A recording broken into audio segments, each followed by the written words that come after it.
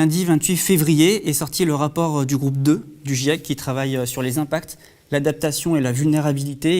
L'idée, c'est un peu de dire que c'est un terrible avertissement qui nous est à toutes et tous donné.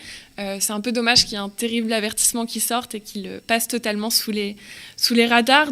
Dès 2030, soit 10 ans plus tôt que la précédente prévision du GIEC, la température de la planète devrait atteindre 1,5 degré. On est au niveau mondial à 1,1. On a déjà des conséquences dramatiques, absolument dramatiques. 1,5, ce sera très très dur. Au-dessus de 2 degrés, les pénuries d'eau toucheraient un tiers de la population du sud de l'Europe. À 3 degrés, ce sont les 2 tiers qui seront concernés. Et au-dessus, les villes de l'ouest, du centre et du sud du continent manqueraient d'eau. Il y a 50% de la population qui subit en fait déjà les pertes de la catastrophe climatique en cours. Donc elle est déjà commencée et en fait elle a d'autant plus vite commencé qu'il y a des effets qui étaient prévus au départ comme arrivant en 2100 qui sont déjà en cours actuellement. L'humain joue un rôle majeur dans cette tambouille planétaire de par son évolution démographique explosive qui, en partie, le pousse à surexploiter et donc surinteragir avec son environnement naturel. Tout ça pour se nourrir, mais aussi, peut-être même surtout, pour gaver un système capitaliste mondialisé pourtant déjà obèse et qui menace désormais le vivant tout entier. L'ensemble de la crise écologique est de très loin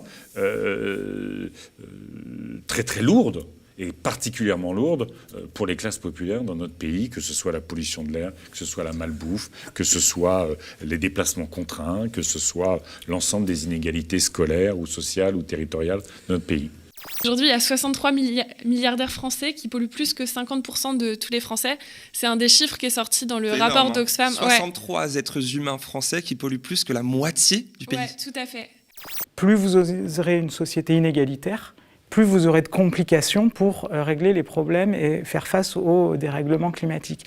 Donc les politiques sociales, c'est de l'adaptation. Ça veut dire quoi dans mon projet ? Ça veut dire qu'évidemment, il y a tout un aspect aujourd'hui qui relève des hausses de salaire, des hausses de revenus, attaquer, ce qui est un peu notre spécificité, toutes les dépenses contraintes. Le logement. Cette, je ne dis pas mauvaise compréhension, mais cette incapacité des populations de réaliser leurs propres risques, ça ajoute à la situation qui est difficile à gérer pour l'adaptation. On parle du rapport du GIEC. Une des mesures pour essayer d'atténuer nos émissions de gaz à effet de serre, c'est de changer notre régime alimentaire, de le rendre plus végétal. La question animale, elle doit irriguer l'ensemble de nos préoccupations et qu'à chaque fois qu'on a une politique publique à réfléchir, à mettre en œuvre, il faut évidemment intégrer les intérêts des humains, les intérêts de l'environnement, la protection de l'environnement, mais aussi les animaux.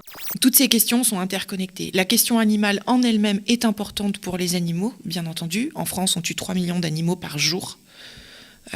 Voilà. La pêche industrielle, c'est 1000 milliards de poissons qui sont pêchés chaque année. 1000 milliards. On a même du mal à s'imaginer ce que ça représente, mais c'est dévastateur. C'est même criminel. On nous dit, bah oui, mais c'est de l'économie et tout ça, mais on voit bien que c'est une économie qui mène les gens droit dans le mur. La façon dont on traite les animaux, c'est une tâche vraiment sur notre humanité. Ça devrait nous faire honte. Et j'espère qu'on va enfin bientôt réaliser que c'est inacceptable, que c'est honteux et que vraiment on ne peut pas continuer de cette façon-là.